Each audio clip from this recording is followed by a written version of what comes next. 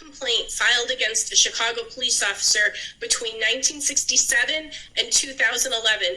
The police department refused to do so, triggering this court fight that, as you said, has lasted the better part of a decade. So why did the city resist his request for more than 48 years worth of police complaint records?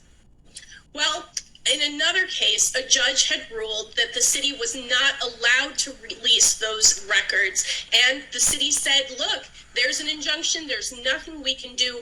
Even though a year after Green made his request, the Illinois Supreme Court, in a separate ruling than the one we're talking about today, said these records are public and members of the public are entitled to get them.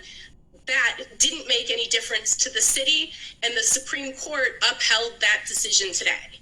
So the city council nearly settled this case a year and a half ago before it touched off a political firestorm. Where does that fight stand now? In limbo. The city's lawyers had recommended the city pay Charles Green $500,000 to resolve this lawsuit, but the city council basically rejected it, saying that it smacked of, quote, hush money, and that because it included no agreement to release these records, it was inappropriate. It remains in limbo today. And in short, Heather, the Illinois Supreme Court ruling ends Green's lawsuit. Is this fight over?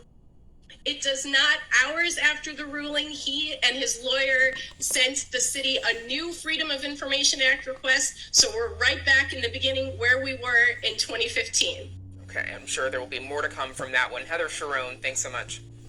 Thanks, Brandis.